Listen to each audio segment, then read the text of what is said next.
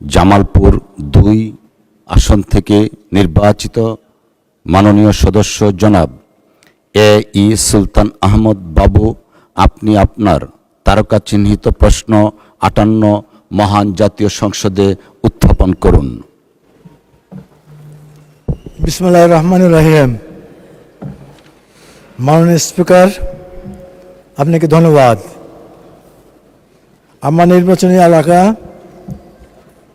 ১৩৯ জামালপুর ২ ইসলামপুরের জনগণের পক্ষে আমি তারকা চিহ্ন প্রশ্ন ৫৮ উপস্থাপন করলাম। এই পররাষ্ট্রমন্ত্রী মহোদয় অনুগ্রহ করে বলবেন কি, বাংলাদেশের রপ্তানি বাজার সম্প্রসারণ ও বৈদেশিক বিনিয়োগ আকৃষ্টকরণ ও কূটনৈতিক সম্পর্ক স্থাপন উন্নয়নে কী কী উদ্যোগ গ্রহণ করা হয়েছে? মাননীয় স্পিকার, আপনার ধন্যবাদ। ধন্যবাদ মাননীয় সদস্য। তারকা চিহ্নিত প্রশ্ন ৫৮ মহান জাতীয় সংসদে উত্থাপিত হল।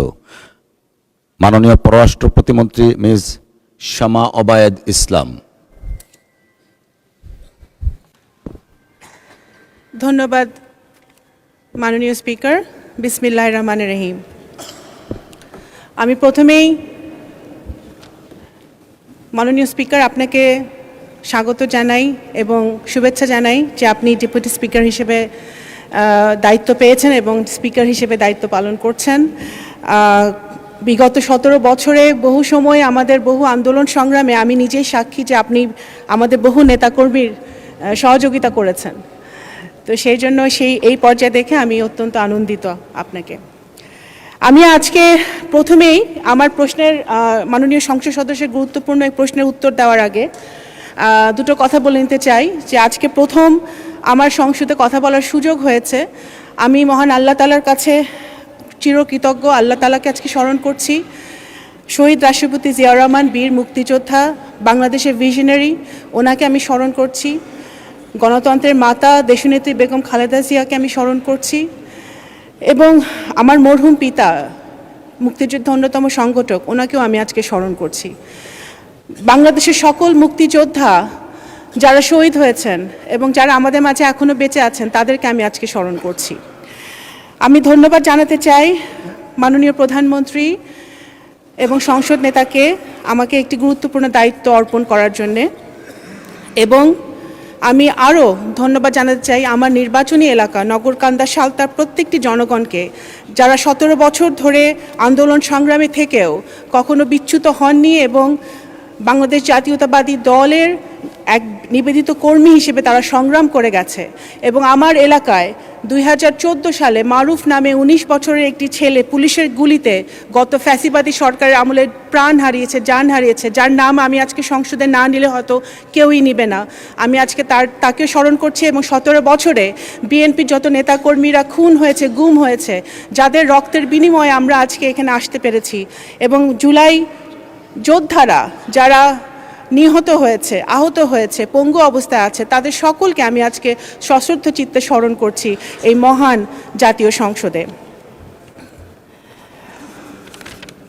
টু আনসার দ্য কোয়েশ্চেন, আমাদের যে মাননীয় সংসদ সদস্য যে গুরুত্বপূর্ণ কোয়েশ্চেনটি করেছেন, সেই প্রশ্নের উত্তর দিতে গেলে আমার কিছু কথা অতীতের বলতে হবে।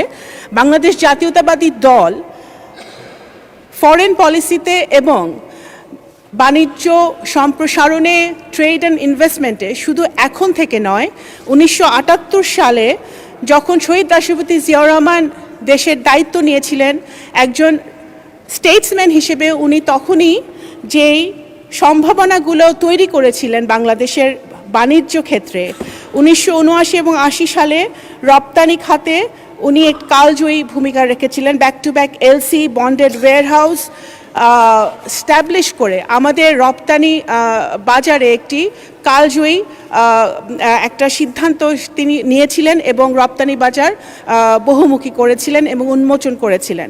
শ্রম বাজার উনি প্রথম সৌদি আরবে আমাদের শ্রম শক্তি পাঠিয়ে, আমাদের মানুষজনকে পাঠিয়ে উনি শ্রম বাজার উন্মুক্ত করেছিলেন বাংলাদেশের জন্য, যেটা আমরা এখনও যেই কাজগুলোর জন্য আমরা সুফল ভোগ করছি। আমাদের এখন মধ্যপ্রাচ্যে একটি যুদ্ধ চলছে, এই যুদ্ধে আমাদের অসংখ্য বাংলাদেশিরা ওখানে মধ্যপ্রাচ্যের দেশগুলোতে কর্মরত আছে এবং বিভিন্নভাবে তারা এই মুহূর্তে ঝুঁকিতে আছে। কিন্তু আমাদের যেই স্টেপগুলো শহীদ জিয়া নিয়েছিলেন তৎকালীন সময়ে, পরবর্তীকালে দেশনেত্রী বেগম খালেদা জিয়া নিয়েছেন, সেই কারণে আমাদের এই সকল দেশগুলোর সাথে আমাদের বন্ধুত্বপূর্ণ সম্পর্ক রয়েছে এবং ইরান এবং মধ্যপ্রাচ্যের জিসিসি কান্ট্রিগুলোও কিন্তু আমাদেরকে বাংলাদেশে একটি বন্ধু রাষ্ট্র হিসেবে গ্রহণ করেছে এবং আমাদের বাংলাদেশিরা যাতে ওখানে এই মুহূর্তে নিরাপত্তার সাথে থাকে সেটাও কিন্তু তারা নিশ্চিত করছে। দেশনেত্রী বেগম খালেদা জিয়ার সময় 2001 সালে যখন এলডিসি কান্ট্রিগুলোতে যখন আমাদের শুল্কমুক্ত ব্যবস্থা আমরা পাই, সেই সময়ে ওনার যে পলিসিগুলো উনি তখন নিয়েছিলেন বাংলাদেশের রপ্তানির Honorable member, may I humbly request you to concentrate your official statement, please? Thank you. মাননীয় স্পিকার, আমি বলছি সেই কারণে কিন্তু আজকে আমাদের রপ্তানিতেও আমরা বিশাল ভূমিকা রাখতে পেরেছি। আমি কথাগুলো এই কারণে বলছি যে বর্তমানে আমাদের যে ফরেন পলিসি সেটাও আমাদের ডোমেস্টিক পলিসি এবং আমাদের যে ইশতেহার, সরকারের যে ইশতেহার, সেই ইশতেহারকে অ্যালাইন করে কিন্তু আমাদের ফরেন পলিসি নীতিগত পরিবর্তন হলো যে দেশের সার্বভৌমত্ব, ভৌগোলিক অখণ্ডতা, অন্য দেশের আভ্যন্তরীণ বিষয়ে হস্তক্ষেপ না করা এবং পারস্পরিক সম্মান ও স্বার্থের ভিত্তিতে আমরা আমাদের পররাষ্ট্রনীতি পরিচালনা করছি। সেটা মাথায় রেখে আমাদের যে কনভেনশনাল যে বাজারগুলো আছে, ইউরোপ, আমেরিকা ছাড়া আমাদের নতুন যেই দেশগুলোতে আমরা বাজার সম্প্রসারণ করার ইতিমধ্যে কাজ শুরু করেছি মাননীয় প্রধানমন্ত্রীর নেতৃত্বে, সেগুলো হচ্ছে আপনার Thailand, Malaysia, Cambodia, Philippine, Vietnam, Singapore, Indonesia, Brazil, আমাদের আফ্রিকার দেশগুলো, বিভিন্ন দেশগুলোর সাথে আমাদের ইতিমধ্যে আমাদের দ্বিপাক্ষিক আলাপ আলোচনা হয়েছে এবং এই আলোচনার মধ্য দিয়ে তাদের সাথে আমাদের বিভিন্ন ফ্রেমওয়ার্ক এবং চুক্তি সম্প্রসারিত হচ্ছে, বাস্তবায়িত হচ্ছে এবং আমরা আশা করছি যে এই ফ্রেমওয়ার্কগুলোর মধ্য দিয়ে আমরা আরও নতুন নতুন বাজার আমরা খুলতে সক্ষম হব। আমাদের যেই বাংলাদেশের যে পণ্যগুলো আছে, পাটজাত দ্রব্য, সিরামিক্স, ফার্মাসিউটিক্যালস এবং আরও Right, Honorable Member, Ms. Islam, may I humbly request you to concentrate your official statement, please? Thank you. আমি মাননীয় স্পিকার, আমি যেটা লেখা আছে আমি ওইটাই বলছি। Official statement একটা আছে which is in your hand. সেজন্য আমি একটু সংক্ষেপে বলছিলাম। Thank you. আচ্ছা, এটা পঠিত বলে আমি গণ্য করতে পারি, মাননীয় স্পিকার, কিন্তু আমি শুধু অসংখ্য ধন্যবাদ বলতে চাচ্ছি কারণ অসংখ্য ধন্যবাদ। যেটা লেখা আছে সেটা মানুষ পড়ে নিতে পারবে মাননীয় স্পিকার, অসংখ্য ধন্যবাদ। মাননীয় সংসদ সদস্য সেটা পড়ে নিতে পারবে, কিন্তু আমি যেটা বলতে চাচ্ছি যে বর্তমানে আমাদের ফরেন পলিসি, আমাদের ইশতেহারকে যাতে বাস্তবায়ন আমরা করতে পারি এবং আমাদের শ্রম বাজার যেন আমরা সম্প্রসারিত করতে পারি, সেই লক্ষ্যে আমাদের সেই কাজগুলো আমাদের চলছে। আমাদের বিশেষ করে আমি যেটা বলতে চাই, আমাদের যেই কাজগুলো আমরা গ্রহণ করেছি মাননীয় প্রধানমন্ত্রীর নেতৃত্বে, ফ্যামিলি কার্ড এবং আজকে যে ক্রীড়া কার্ড দেওয়া হয়েছে, সেগুলো কিন্তু আমাদের মাল্টিল্যাটারাল প্ল্যাটফর্মগুলোতে আরও বেশি আমাদের বাংলাদেশকে তুলে ধরবে। ধন্যবাদ মাননীয় সদস্য, ধন্যবাদ। একটা সম্পূরক কোশ্চেন করতে পারেন প্রশ্নকর্তা জনাব এ সুলতান আহমেদ বাবু।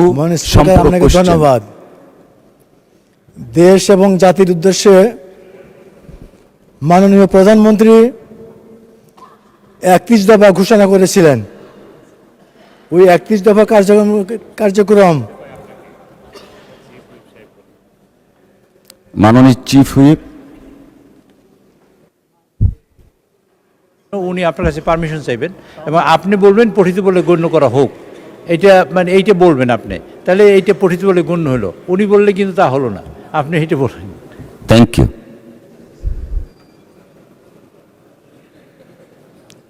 মাননীয় সদস্য জনাব এ সুলতান মাহমুদ বাবু, আপনার প্রশ্ন দয়া করে শেষ করুন। সম্পূরক প্রশ্ন। বাংলাদেশের রপ্তানি বহুমুখীকরণের লক্ষ্যে নতুন কোন কোন খাতকে অগ্রাধিকার দেওয়া হয়েছে এবং সেক্ষেত্রে কী ধরনের নীতি সহায়তা প্রদান করা হচ্ছে? মাননীয় স্পিকার, আপনাকে ধন্যবাদ। মাননীয় প্রতিমন্ত্রী মহোদয়। মাননীয় স্পিকার, আপনাকে ধন্যবাদ। আমি ইতিমধ্যে আমার প্রশ্নে সেটা উত্তরটা বলেছি, তাও আমি বলতে চাচ্ছি যে আমরা আমাদের যেই বাংলাদেশ থেকে যেই পণ্যগুলো আমরা রপ্তানি করি তার মধ্যে উল্লেখযোগ্য হচ্ছে রেডিমেড গার্মেন্টস। রেডিমেড গার্মেন্টস আমাদের বিভিন্ন দেশে যায়, কিন্তু আমাদের বাণিজ্য সম্প্রসারণের জন্য এবং ডাইভার্সিফিকেশনের জন্য আমরা ফার্মাসিউটিক্যালস, পাট এবং পাটজাত দ্রব্য এবং বিশেষ করে আইটি সেক্টরে আমরা কাজ শুরু করেছি, যে আমাদের বিভিন্ন টেকনোলজি যারা যে পণ্য এখানে বাংলাদেশে প্রোডাকশন করে আমরা যেন সেটা রপ্তানি করতে পারি। বিভিন্ন এই দ্রব্যগুলো কিন্তু আমাদের বিভিন্ন দেশের সাথে আমরা ইতিমধ্যে কথা হয়েছে, এবং সবচেয়ে বড় কথা হচ্ছে আমাদের স্কিলড এবং সেমি স্কিলড লেবার, আমাদের ভোকেশনাল ট্রেনিংয়ের মাধ্যমে আমাদের যে পপুলেশন আছে, আমাদের ইয়াং জেনারেশন আছে, তাদেরকে স্কিলড লেবারের মাধ্যমে যেসব দেশগুলোর স্কিলড লেবার চাচ্ছে তাদেরকে যেন আমরা পাঠাতে পারি এবং আমাদের সেই সাথে আমাদের কর্মসংস্থানের ব্যবস্থা করতে পারি, সেই লক্ষ্যে আমাদের কাজ হচ্ছে। এই দেশগুলো হচ্ছে জাপান, দক্ষিণ কোরিয়া, অস্ট্রেলিয়া, কানাডা, আমেরিকা এবং আমাদের আফ্রিকার বিভিন্ন দেশে কিন্তু আমরা ইতিমধ্যে কথা বলছি। যেমন ব্রাজিল ইতিমধ্যে আমাদেরকে আগ্রহ প্রকাশ করেছে, ফিলিপাইন্স, ভিয়েতনাম, সিঙ্গাপুর, ইন্দোনেশিয়াও আমাদেরকে আগ্রহ প্রকাশ করেছে এই সকল পণ্য তারা নেবার জন্য। সেই কাজগুলো চলছে এবং তাদের সাথে আমাদের ফরেন অফিস কনসালটেশনের মাধ্যমে আমরা কিন্তু কাজগুলো চালিয়ে যাচ্ছি। আমাদের যে মিশনগুলো আছে মাননীয় স্পিকার বিভিন্ন দেশে, সেই মিশনগুলো সেই স্ব দেশে আমাদের পণ্য এক্সিবিশনের মাধ্যমে এবং রোড শোর মাধ্যমে তারা কিন্তু আমাদের পণ্যগুলো সেই সকল দেশে তারা তুলে ধরছে এবং আমরা যাতে বাজারজাত করতে পারি সেই কাজে তারা কাজ করছে। ধন্যবাদ মাননীয় স্পিকার।